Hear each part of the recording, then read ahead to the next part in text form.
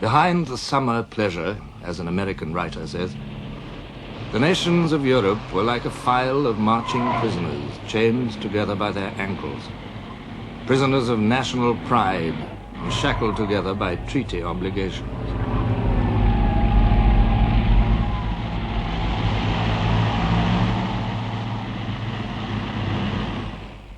Britain's entente with France was followed by an understanding with France's ally, Russia. And on July the 20th, 1914, the French president, Monsieur Poincaré, arrived on a state visit to Russia, designed to strengthen that alliance. The particular purpose of this visit was to emphasize the military ties between Russia and France, which were quite precise. In 1912, the Russian General Staff had agreed that the Russians would march on the 15th day of mobilization. That was merely their advance guard, precursor of the millions who might follow, the Russian steamroller. 36 divisions of cavalry, 114 divisions of infantry, over 2.5 million men, with limitless reserves behind them. If they could be armed, if they could be equipped, if they could even be mobilized. Mostly peasants, the vast majority of the Russian soldiers were illiterate, and many of their officers little better. Few of their generals had studied war. Corruption and inefficiency went hand in hand among their officials. And at the court, there was strong pro-German feeling centered round the Tsarina. She is a cousin of the German Kaiser. She is deeply religious. She hates the fashionable world of the court. She is convinced that all Russia needs is the Tsar, the church, and the people. Be an autocrat, Nicky, she would say to her husband. The Tsar himself, the little father, is devoted to his wife and children. He is industrious, conscientious, generous, even-tempered, fatalistic, utterly without a will of his own or any understanding of the realities of international affairs. Yet the French visit served its purpose, reassuring both powers. The moment of Poincaré's departure from Russia was being closely watched. By a careful delay of 2 hours, the Austrians made sure that the French party would be at sea before the news broke of Austria's ultimatum to Serbia. 25 days had passed since the Archduke was murdered. 9 days since work had begun on this document. It was diligently composed, without compromise, without loopholes, an ultimatum with a purpose, the final and fundamental reckoning with the Serbs. It was delivered at 6 o'clock in the evening of July the 23rd. The Austro-Hungarian government expects the reply of the Royal Serbian government at the latest within 48 hours. The Austrian ultimatum twitched the chain which bound the nations together. The inevitable reactions followed immediately. The Serbian regent, Alexander, sent a telegram to the Tsar the next day. At this critical moment, I echo the feelings of the Serbian people in praying your majesty to be pleased to interest yourself in the fate of the Kingdom of Serbia. And so the fuse was lit. The Kaiser was still yachting in Norway. I telegraphed repeatedly to the Chancellor and the Foreign Office that I considered it advisable to return home, but was asked each time not to interrupt my journey.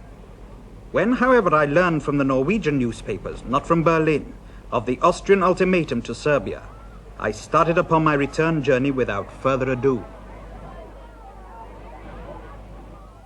The 48 hours of the ultimatum trickled away.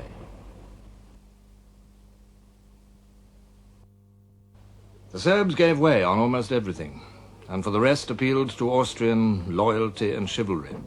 But the Austrian ambassador in Belgrade packed his bags and left. On July the 28th, Austria-Hungary declared war on Serbia. The Tsar promised the Serbs his support, and on the 29th, Russia proclaimed mobilization along the Austrian frontier.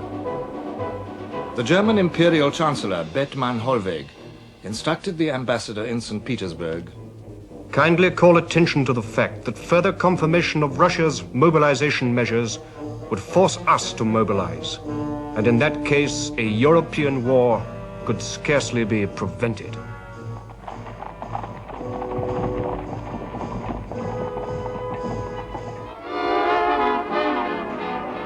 While the people of Europe amused themselves, the unseen flame ran swiftly along the fuse.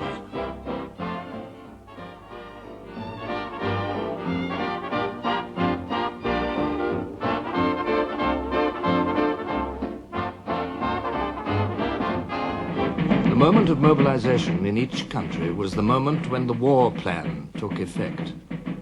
Nowhere was this clearer than in Germany, for Germany had become the prisoner of her plan.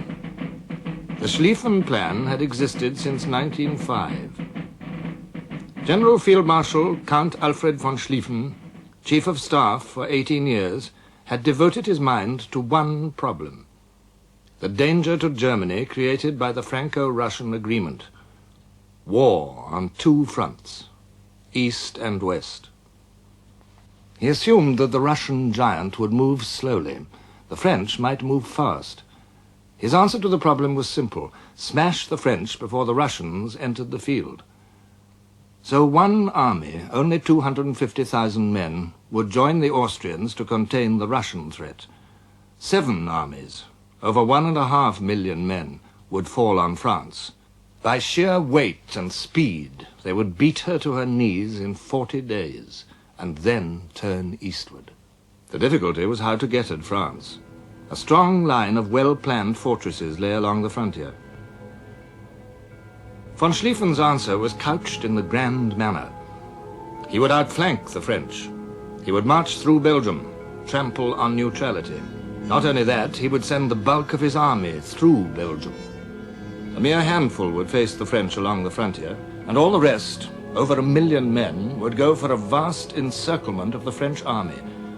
Through Brussels, southwestwards across the Seine, round Paris itself, then eastward towards Germany again to attack the French forces from behind. Now von Schlieffen was dead, but the whole vast apparatus of his plan was poised to move.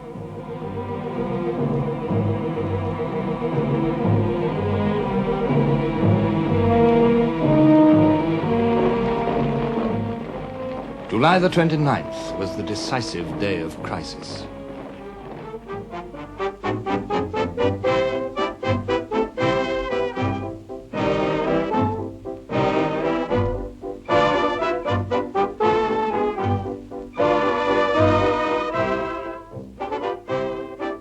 Many things now became apparent. The meaning of mobilization, the powerlessness of individuals, the significance of Belgium. This, above all, was a question for Britain, bound by treaty to uphold Belgian neutrality. But Britain had another preoccupation: Ireland. Irishmen were drilling, waiting, importing arms. The Liberal government, backed by over 80 Irish MPs in the House of Commons, was determined to give home rule to Ireland. The Conservative opposition, headed by Sir Edward Carson, supported the resistance of the North. Ulster Protestants violently opposed a measure which would subject them to the Catholic South.